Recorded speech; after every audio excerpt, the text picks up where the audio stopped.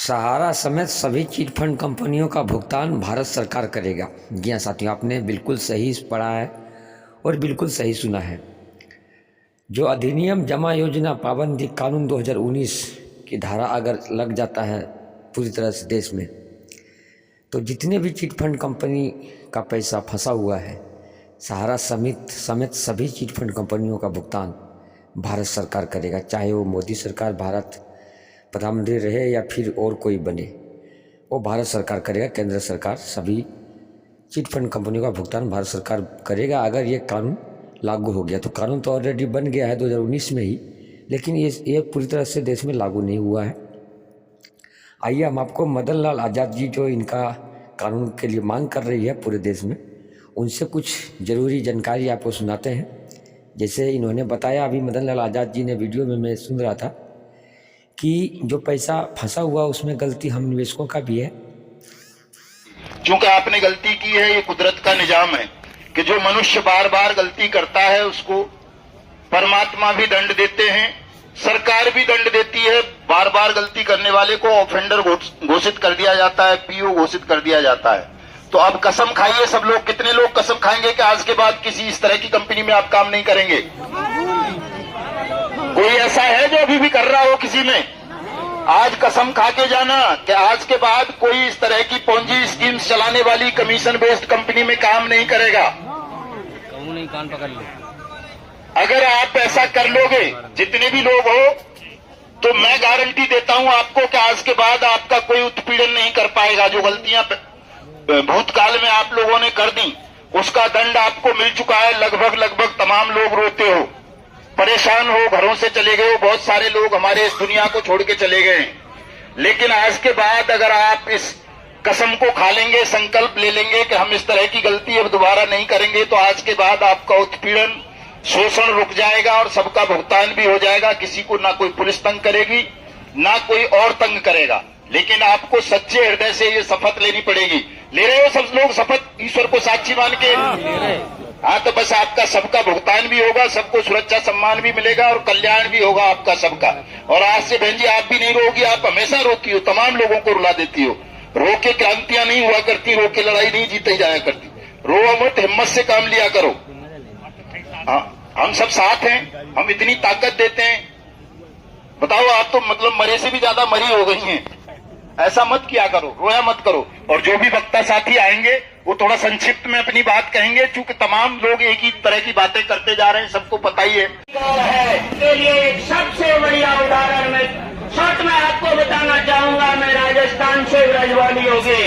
मैं कह रहा हूं कि वाकई में जनमत तैयार होगा जब हम अशोक गहलोत की सरकार को बदल सकते हैं, तो यूपी वालों आपको योगी की सरकार बदलनी है।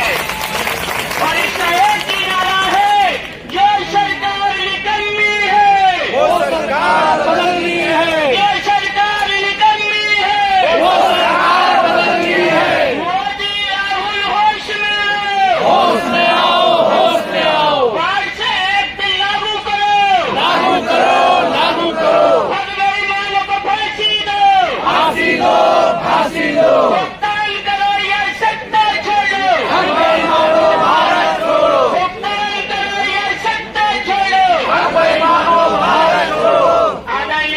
मैं आपसे विशेषकर हाथ जोड़कर ये निवेदन करना चाहूंगा कि जिस प्रकार से इन खुद बेईमानों को हमें ठगने के लिए चेन सिस्टम चलाया गया था, एक दरवाजे से दूसरे दरवाजे तक हमें भेजा गया था, उसी प्रकार से हमको हमारे संगठन को मजबूत करने के लिए एक दरवाजे से दूसरे दरवाजे तक जाना होगा।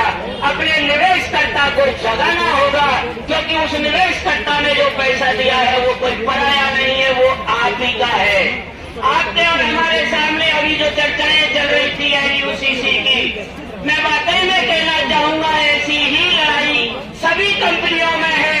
आप लोग देखिए, आपको परेशान करने वाला आप ही का है, क्योंकि उसने जो पैसा दिया है वो आपके लिए दिया है, कोई कंपनी के लिए नहीं दिया है। इसलिए अभी जो सरकार कह रही है ना कि पटोगे तो कटोगे, हम कहते हैं हमारे तबलीग संगठन के लिए कि पटोगे तो आप ही कटोगे। इसलिए सबने और ये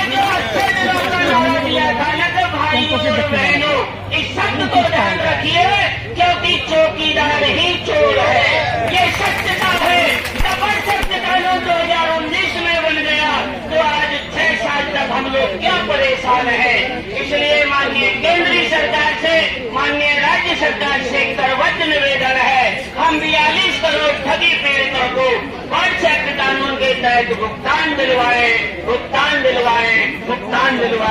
जय हिंद, जय भारत, जय राजस्थान।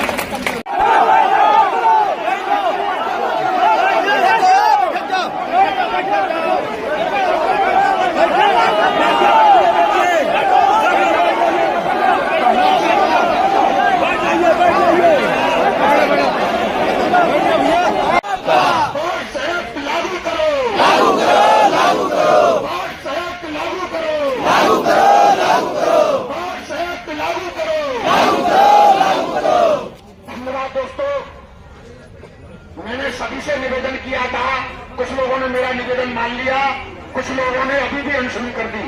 कोई बात नहीं, आप लोग मेरा कुछ नहीं जाएगा। मैं तो कुछ बताने के लिए आप लोगों के बीच में आया हूं, क्योंकि ये इतना जटिल प्रोसेस है कि इस प्रोसेस में अगर मैं भी कहीं भी चूक होगी तो नुकसान आपका होगा, न किसी प्रशासन का होगा, न किसी कोर्ट का होगा, न किसी कंपनी का होगा।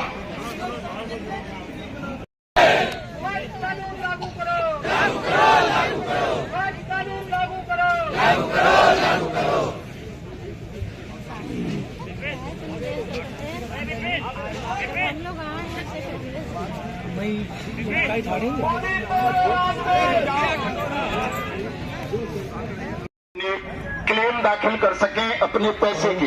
अभी क्या हो रहा है, अभी आप लोगों के खिलाफ एफआईआर दर्ज कराने जाता है निवेशक थाने चौकियों में, क्लेम फाइल करने नहीं जाता। और जब वो भुगतान का दावा फाइल करने जाएगा तो आपके खिलाफ एफआईआर ऑटोमेटिकली रुक जाएगी। उसे पता रहेगा कि मेरा थाने में आवेदन हुआ है, मेरा पैसा वापस मिल जाएगा, और इस तरह का कानून है।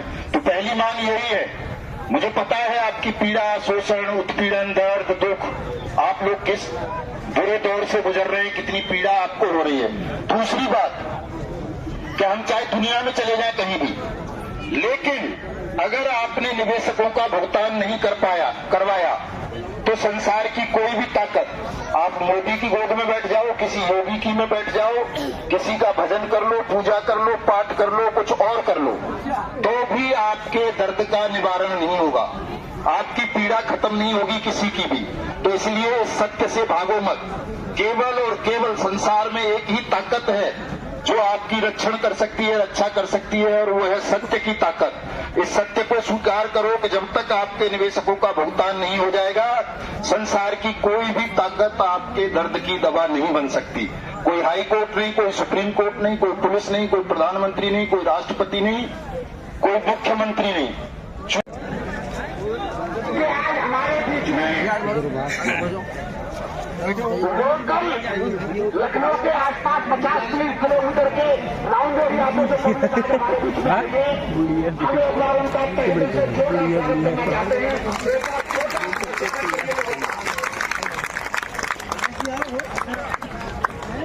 दोस्तों, मेरा नाम रामदेव गौतम है, मैं मथुरा वृंदावन से बिलोंग करता हूँ।